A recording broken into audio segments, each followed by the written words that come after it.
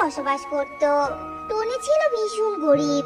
কোনো মতে অন্যের বাড়িতে কাজ করে যা পেত তাই দিয়ে টেনে টুনে সংসার চালাতো।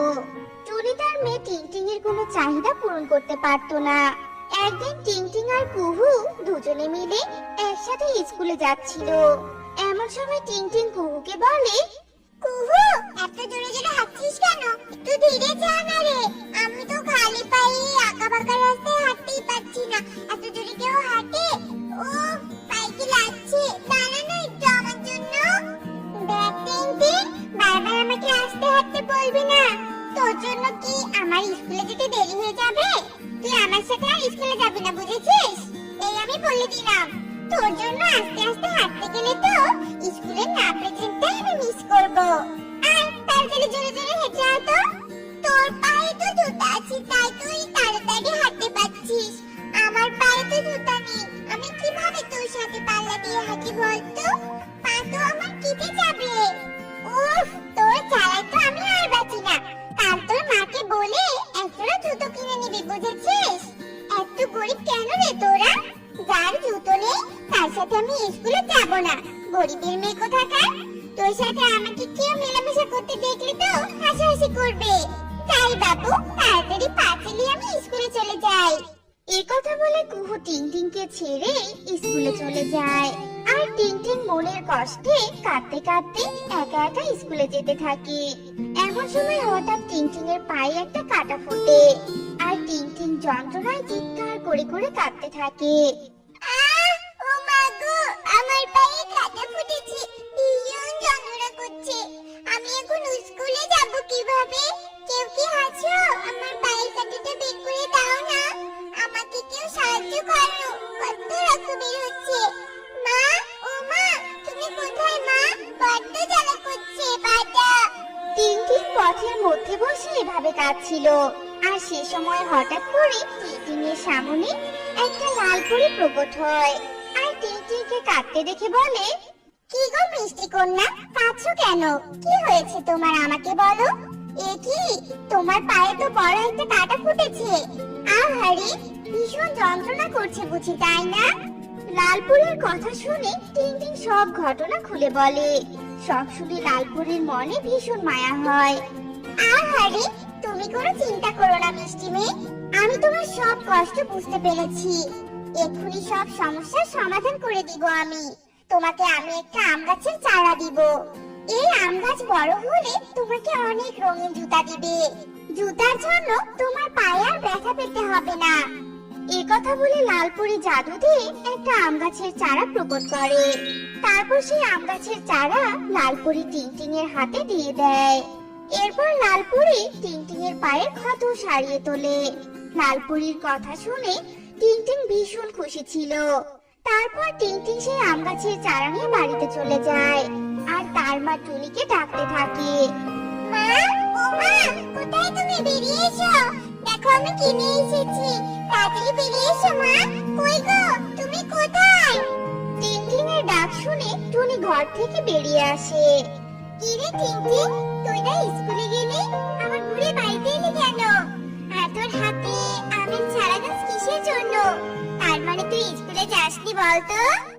আহা, মা রাগ করছো কেন? এটা কোনো সাধারণ আমের গাছের চারা নয় গো। এই আম গাছে রঙিন জুতা হবে। আমি প্রতিদিন নতুন নতুন জুতা পরতে পারবো।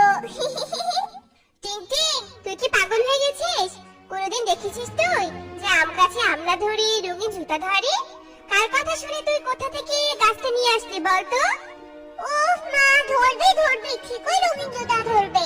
যেদিন আম গাছে রঙিন জুতা ধরবে সেদিন তোমার বিশ্বাস হবে। এই নাও আমার স্কুলের ব্যাগটা নিয়ে ঘরে রাখো তো। আম গাছের চারাটা আমি আঙিনার কোনায় রোপণ করে আসি। এই কথা বলে টিংটিং আম গাছের চারাটা তাদের বাড়ির আঙিনার এক কোণে রোপণ করে।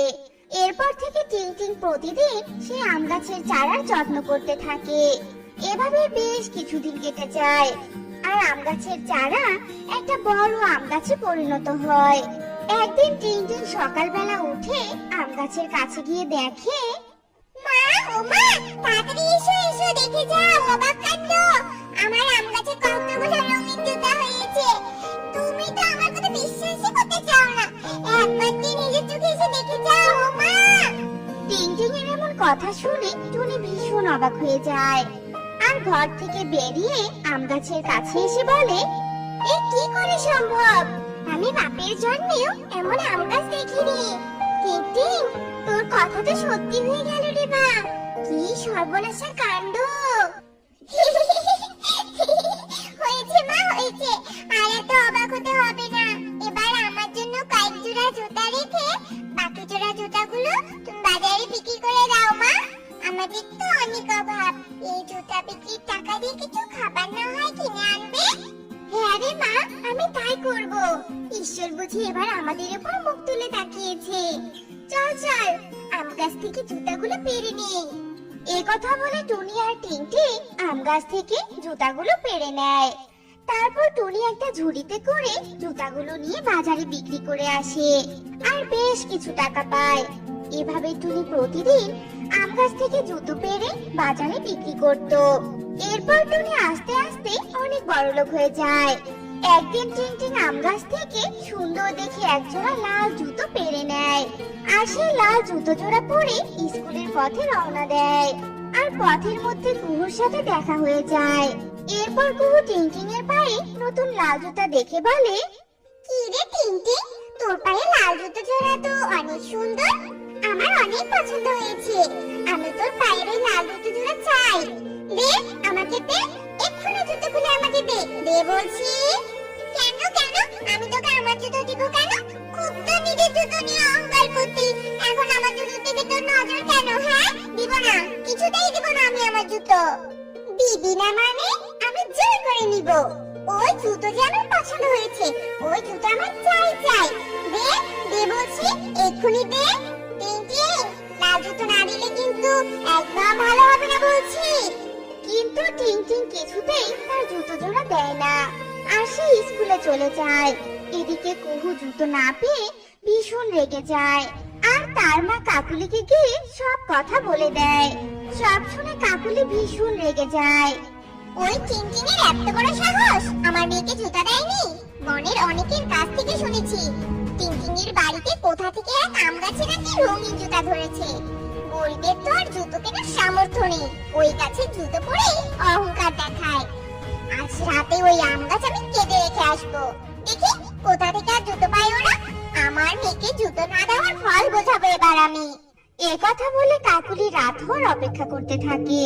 এরপর বনের মধ্যে রাত নেমে আসে আর রাত হলে কাকুলি চুপি চুপি সেই আম গাছের কাছে যায় আর একটা কুড়াল দিয়ে যেই না আম গাছে আঘাত করতে যায় তখনই সেই আম গাছ থেকে একটা ডাইনি বেরিয়ে আসে। কাকুলি ডাইনিকে দেখে তো ভীষণ ভয় পেয়ে যায়। ও মা গো, এই আম গাছে তো খালি রঙিন জুতা হয় না, এখন তো দেখছি ডাইনিও থাকে। আমি আর এই গাছ কাটবো না বাবা, আমাকে ছেড়ে দাও, ক্ষমা করে দাও, যেতে দাও আমাকে। তুই মনের মধ্যে হিংসে নিয়ে আমাকে কাটতে এসেছিস? তোর এত বড় সাহস! আমি অসহায় এক পরিবারকে সাহায্য করছি আর তুই কি না আমাকে ধ্বংস করার চিন্তা করছিস? আজ তোকে আমি মেরে ফেলবো। না না, আমাকে মেরো না। আমি আমার মেয়ের কথা শুনে উত্তেজিত হয়ে উঠি আর আমার মনে রাগ হিংসা বাসা বাঁধে। আমি আর কারো কোনো ক্ষতি করবো না, ক্ষমা করো আমাকে। কাকুলির আকুতি মিনতি শুনে ডাইনি তাকে ছেড়ে দেয় আর কাকুলি সেখান থেকে পালিয়ে যায়। এরপর সকাল হয়ে যায় আর টুনি টিংটিং রাতের কাহিনী সম্পর্কে কিছু জানতে পারে না।